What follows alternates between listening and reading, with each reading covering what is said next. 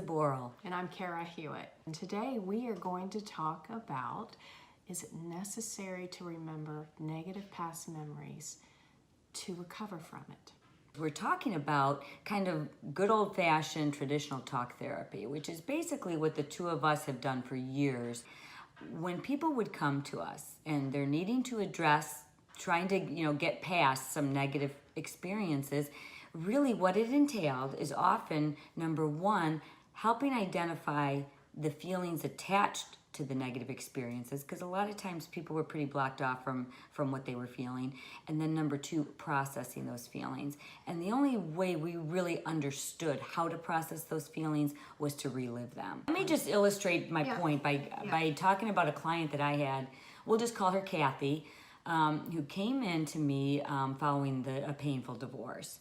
It started by trying to help her identify exactly what she was even feeling. She had become pretty closed off, which a lot of people do because it's so intense. So we were identifying those feelings. They would come up as she would, kind of describe what she had went through. I would identify those feelings. Then we would get her in the feeling the rage, feeling the anger. And as I'm saying this, imagine how painful that was. By the way, it's not only painful for the client, it's painful for the therapist as well. I know when we talk about this, that's one thing that's never really talked about, but it's painful to watch a client, with that much emotion bubbling up and being triggered and over again. Right. Sometimes week after week after week, month after month after month. And in her case, actually, it was about a year and a half. As you're saying this, I'm visualizing a lot of my clients I've had as well, where they actually imagine all these emotions all bundled up in a big sack and they carry it on their backs. That becomes their identity. What am I without my sack of anger? And so that is oftentimes that is what we therapists deal with. And then there becomes this dependency as well on their therapeutic experience. Truly what happened with Kathy is I had to kind of, I had to confront her. Are you kind of wanting now to just hold on to this anger almost as a badge of honor? Or are you really wanting to move forward and think about what your future is going to be? Because she could have a bright future. I mean, quite frankly, she wasn't that happy in that marriage either. It was time to think about her own future.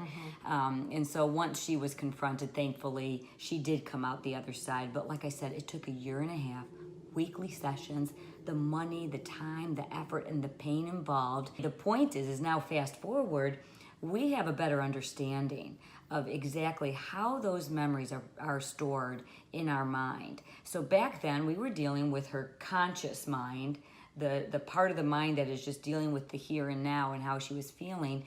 And now that we know more about the subconscious mind, the way memories are stored, where they're stored and how they're stored, we can use that information and approach these, as the same kind of painful divorce scenario and get them to the other side much quicker, much more effectively, because it's actually science. All those memories are stored energetically, not just in the mind, but also throughout the body, even on a cellular level. And we understand how trauma and negative experiences do just that.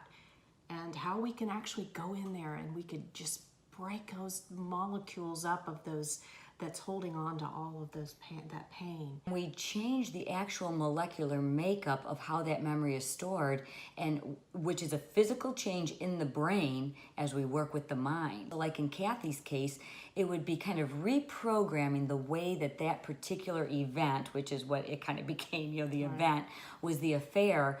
We could actually reprogram how it's stored in her subconscious mind, where the memory itself still exists, of course. I mean, it's not like she's going to be able to just reprogram and not remember the affair, but the emotions that are attached to it have a new molecular makeup. They no longer carry such a trigger for her, the trigger of pain. So we're really excited. This is, people don't have to do that anymore. We don't have to drag them through and try and pull them out the other side. There are tools of hypnosis that we utilize. This means lowering the brainwave states, right, going straight to the subconscious, going in and breaking it up. Very simple tools that actually have been around a while, but now we have a real understanding over the last decade of how this really does work. And so Tracy and I are here to shed light on all of these Right. new understandings of how energy how energy works within the body, and how we store and process this energy. Different in EMDR, eye movement desensitization, reprocessing, that's a big word, for actually moving energy through the body, or moving it through and releasing it. This EMDR was utilized with victims that experienced what happened at 9/11, and therapists were brought on scene, and I just remember this, reading about this, that the actual memories did not have to be verbalized when the therapists were working with them, because of course they were in shock. But they actually were able to just mentally go through their experiences of what they witnessed, and they were able to move through bilaterally stimulating both hemispheres of the mind. They were processing it. And then it stored, it reprogrammed the way the trauma was stored. There's also technique known as neuro-linguistic programming. Does similar techniques. That's more in line with hypnosis. EMDR is more in line with the field of psychology.